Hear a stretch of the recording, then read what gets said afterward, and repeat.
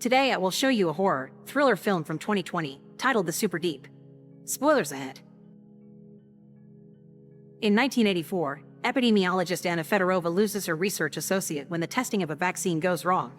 Feeling guilty for having authorized testing on humans without preliminary or animal testing first, Anna wants to shut down the project, but Colonel Yuri Morozov stops her.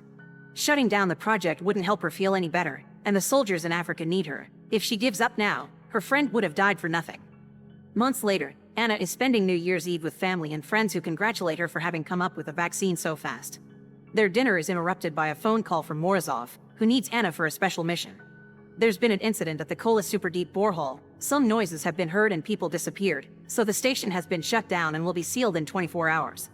The head of research has been denounced for hiding data on a supposedly unknown disease, and that's why they need Anna. After Morozov promises her full credit for the discovery and the position of head of the Military Biological Defense Institute, Anna accepts and gets ready to leave. In the morning, Anna arrives at the station together with Morozov and a group of soldiers led by Major Sergei Mikheyev and his right-hand Agorov.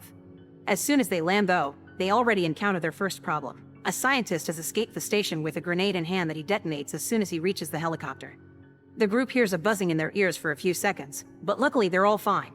Anna wastes no time and goes to check the scientist's body to gather a sample while Sergei teases her for her accent, trying to guess where it's from. The sample, however, turns to dust as soon as Anna puts the lid on the test tube, and she can't help noticing a weird red glow on the body as well.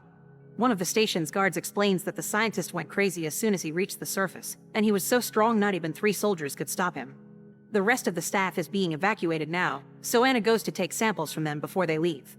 One of the men tells her everyone's dead down there and the disease is a lie, so she should run back to her family. All the miners seem fine, but the one with the scar saw something that has scared him, so Anna does think it may be more than a disease. Afterward, Anna, Morozov, and the squad of soldiers enter the station with head scientist Pyotr Kuznetsov and Dr. Dmitry Grigoriev. Anna tries to ask some questions about this mysterious infection, but Grigoriev refuses to give her details because he thinks they're all here with an ulterior motive. He'll only help them enough so that they can get their sample and guarantee a safe evacuation for all the survivors, no more. Anna wants to know why he even locked up the survivors in the first place, but Grigoriev doesn't answer that either. The group makes it to the elevator, where Grigoriev has to be careful when imputing the access code because getting it wrong 3 times makes the elevator crash as a security measure. Thankfully, he gets it right on the 3rd try, so the party begins descending into the deepest man-made hole in the world. When they reach their floor though, the brakes don't respond, so Grigoriev depressurizes the elevator and puts on an oxygen mask while the rest of the group passes out. When they wake up a few moments later, Grigoriev has left with the elevator key. It seems they've made it to the facility's resort, which is the area the staff lives in most of the time. The main research level is even lower and there is a second elevator that can take them there, but they can't activate it without the key. This area used to be crowded at all times, but now, they find only 2 remaining staff members, Engineer Nikolai and Dr. Kira Vitalyevna, who were left behind during the initial evacuation. Kira takes them to the lab so Anna can take samples from both and look at them in the microscope, confirming neither of them is infected. It seems Grigoriev had it all planned and they were left in this area on purpose because it's clean from any possible signs of the disease, so they'll need to look for a proper source elsewhere. Speaking of Grigoriev, he reveals himself to Anna to ask her to take the team back to the surface through the shafts and save themselves while they can because people should always be the priority. Anna calls the soldiers to capture him, but before they can reach him, Grigoriev escapes using the elevator, only leaving a bloodstain on the door behind. They decide to send a group of soldiers led by Agorov into the shaft, which they need to force open because Grigoriev had sealed it up. While the soldiers put on protective suits to withstand the incredibly high temperatures of the lower levels, the shaft doors suddenly open on their own, revealing lab assistant Olga Krylova looking rather sick after walking through the heat to reach them. The soldiers rescue her and take her to the lab, then go down the shaft. Before starting the checkup, Anna asks Olga some questions, but she remembers nothing of what happened down there. She's also burning with fever, even though she says she's cold. When Anna takes off her gown, she makes a disturbing discovery on Olga's back. It's covered with disgusting mold-like growths, which Olga claims don't hurt, not even when Anna makes a cut to take a sample. While the soldiers report having found some kind of life in the lower level, Anna puts the sample under the microscope and discovers it's a cellular parasite, some highly virulent form of mold. Fungi and mold are the least studied forms of life, and this one is unknown, so that's enough for Morozov to end this operation and start heading back. Nikolai begins working on the elevator system to force it to come back, which will take over an hour. Sergei tries to contact his team again, but they seem to be in trouble at the sight of something dangerous and don't answer their walkie-talkies anymore. At that moment, Grigoriev contacts them through the speakers and tells them he had hoped they would escape through the shafts, so now they leave him no choice. Grigoriev proceeds to set off a bomb to seal them all within the facility as he asks for forgiveness, and Anna is reminded of her own guilt related to the vaccine when the area starts shaking around her because of the explosion. In the lab, Olga's body begins to glow and she slowly loses control, blowing up the glass and attacking Kira. Meanwhile, Nikolai discovers that the explosion damaged the pressure pump and will cause the facility to collapse within an hour. He wants to find a way to get out and shows no care for the soldiers trapped in the lower levels, earning him a punch from Sergei. However, Morozov agrees that going back for those soldiers is too dangerous, so they'll be leaving through the shafts. Sergei goes with Anna to the lab to retrieve Olga and they find a very unpleasant surprise. The entire place is covered with mold, and Olga is half melted to the floor but still alive. On the other side of the door, Morozov doesn't care that Anna is surrounded by contamination without protection and orders her to take samples anyway. When she and Sergei come closer though, Olga begins releasing a cloud of spores, so Sergei runs out of the room and Anna steps back and grabs a mask to avoid breathing them in. That's how she comes across Kira, who has been infected and mutated like Olga, and she dies when her bones suddenly poke out. Anna tries to leave the room and has another guilt-associated hallucination when she slips, but this allows her to find a fire extinguisher. She uses it to clean the air around her so she can open the door without the mold escaping, and after closing it again, she asks Nikolai to use the extinguisher on her body to disinfect her.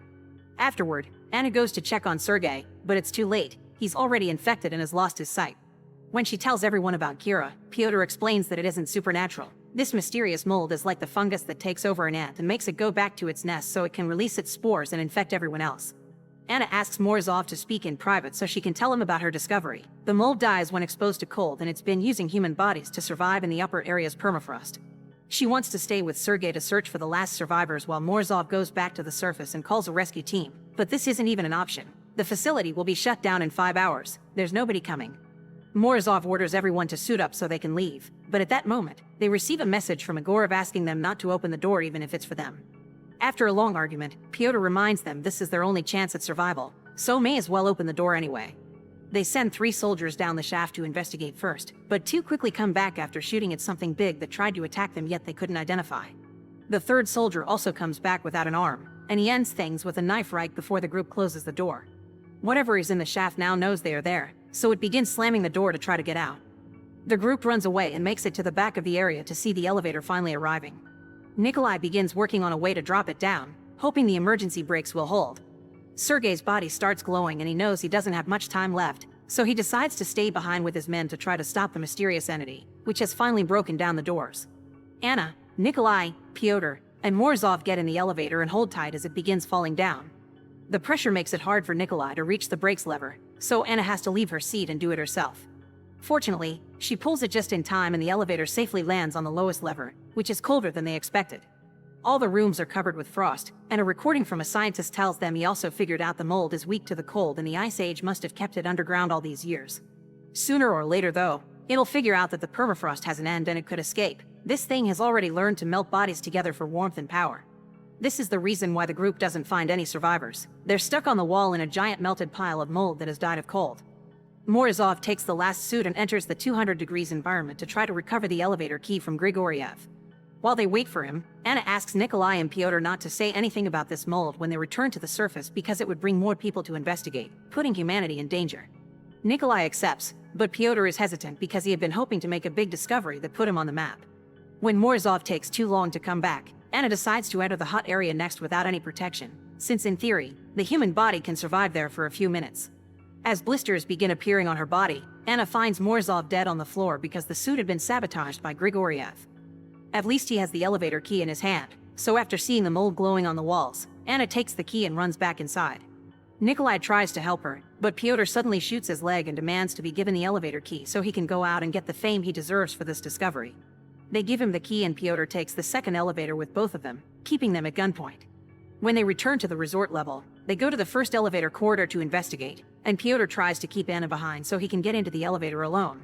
However, he's suddenly attacked by the strange entity from the shaft. It's a disgusting creature made of the infected staff members that have been melted into one organism.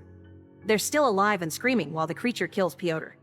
Anna runs away and hides in the mess hall, but the creature comes after her, so she grabs a knife and enters the freezer. There she gets an idea. She takes off most of her clothes and tosses a bucket of freezing water on her body so her temperature is too cold for the mold to infect her. Then she comes out and crawls under the creature to take the elevator key from Pyotr, who has also been absorbed. Locking the doors behind her, Anna rushes out of the mess hall and finds Nikolai so they can escape together. However, the creature finds them by breaking through the wall, so the pair runs away until they reach the elevator and manage to push the doors closed right as the creature tries to reach inside. The elevator starts going up, but Nikolai and Anna have one last surprise waiting for them. Sergei is also there with them, melting into the floor and begging them to do something as he coughs out spores. Anna stops the elevator because she doesn't want to take the mold outside, but Nikolai doesn't want to die here and activates it again. The two of them begin fighting over control of the elevator, and when Nikolai is about to kill Anna, Sergei forces his body to do one last effort. He raises his arm and uses the exposed bone to kill Nikolai first. To show her gratitude, Anna tells Sergei that she's from Yugoslavia and kisses him before getting to work on the elevator. Anna remembers putting the wrong code 3 times will crash it, so she starts punching numbers, which proves more difficult than it sounds because she's been infected too and her body has started glowing, so she feels weak with pain. The 2 first tries go slowly but well, but she barely puts half a fake code when the elevator makes it to the surface, so she has to struggle against the grasp of the rescue team to punch the final numbers.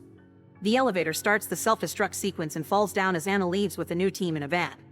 Surrounded by soldiers, she takes the chance to steal a grenade from them and gets off the vehicle as soon as the van leaves the facility.